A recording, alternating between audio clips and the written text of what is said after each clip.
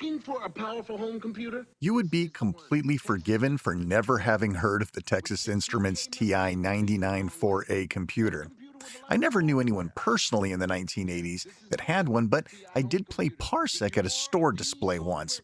But for some, this is the nostalgia they crave, and for the rest of us, this curious computer offers some intrigue, so let's get it emulated. Home computer from Texas Instruments. This is the one. Let's go into the Monroe world. All right, as always, we've got a helper pack for you. Big thanks to Wally G for providing a good amount of these files for us. Grab it right here on archive.org. Scroll down, go to the zip, download the zip file. Make sure you're saving it in downloads and that .zip file extension gets preserved. Otherwise, bad things could happen. Very small file, not going to take you long at all. Then open up the Dolphin File Manager, go to your Downloads folder, and you should see your downloaded file right there. Go ahead and extract it and delete the original archive. Boom. Inside here, we have two folders, Copy to Emulation, and something we have to do in the home. We're going to hit Split here so that we get two file lists, one on each side. And on this side, we're going to go to our emulation folder. It's Emu Virtual if you used my tutorial, but wherever you have your emulation folder, go in there. And you'll see that we have a ROMs folder. Drag that on over.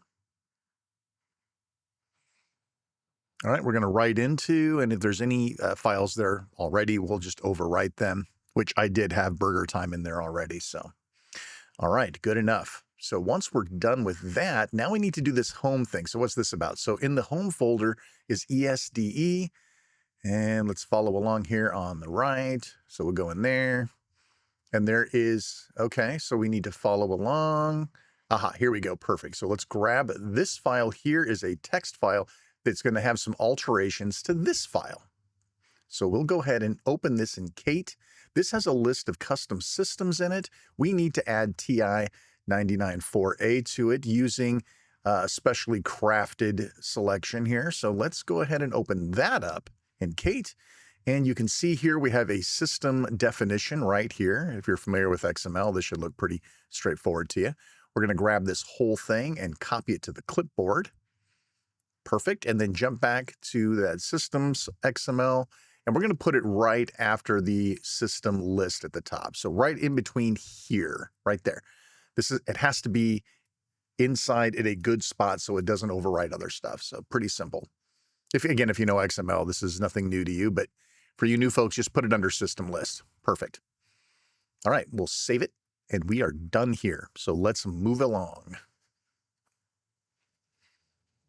Now we're going to be smart, and we're going to do one more final check. We're going to go to EmuDeck and make sure that MAME is installed. Most people probably already have it, but if you don't, jump in here and make sure that it's installed. If you don't have it installed, install it. All right, I already had it installed, so we're good. Now we are going to go over to desktop mode because controls and things tend to work a little bit better over here. And we're going to run ESDE. Now you may get an error when ESDE loads, something about a default definition for emulators. That's okay. If you were to see that error, you can jump in here, use the start button there, and go to other settings, alternative emulators, scroll down to TI99, and make sure that it's MAME standalone fixed default. That's what we're going to do. All right, perfect. All right, now we're ready to go and see if it'll actually play a game. Now, I'm using a physical keyboard for now, but we'll show you a way to get around that. Honestly, if you're using computer emulation stuff, you should probably have a physical keyboard. So, all right, we're going to run Buck Rogers by hitting 2 there. Great. Unfortunately, there's no way to get out of here. So we know the game ran, but we have to exit. So we're going to use a force close of the emulator window right here using the Steam button. It's unfortunate, but this is what we have to do. All right. So let's go in here now. Let's exit out of this altogether. We're going to do some control mapping here. So go over to the controller icon, and we're going to turn on the rear back grip buttons, and we're going to use these to our needs.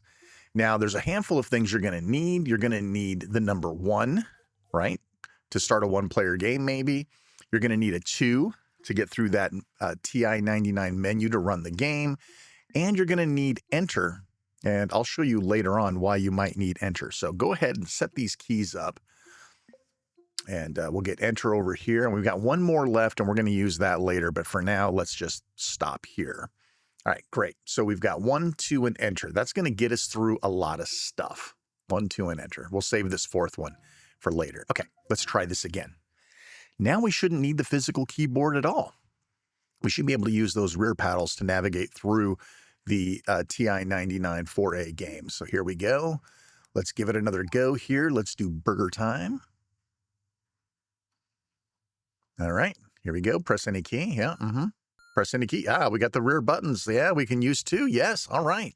Press any key to begin. And we're good. The controller's already working, right? So that's good. X is your fire button. Throw the pepper there, and I missed. All right. Well, hey, this works pretty good. Actually, this is a pretty good version of Burger Time. I did not realize it was as good as it was. Now, remember, we can't get out of here, right? So again, we're going to have to use the Steam button to open up that menu, and again, force close the TI99 game running. Okay, well, that's okay. That's good enough. We can work with that. All right, so let's take a look at something that uses speech, right? That's one of the cool things about this setup is the speech synthesizer is already set up for us. Let's take a look at this crazy climber clone called Alpiner.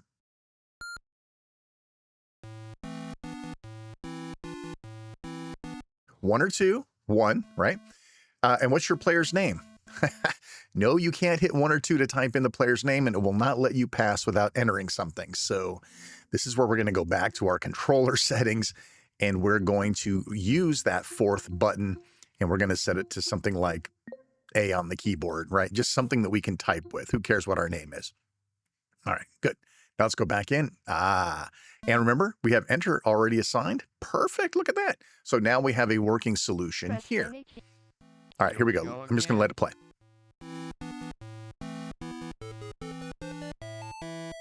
Oops, yuck.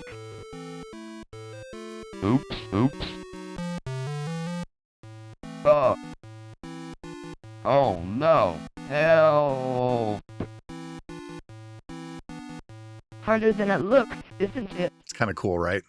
I know, speech synthesis back in 1983, pretty neat.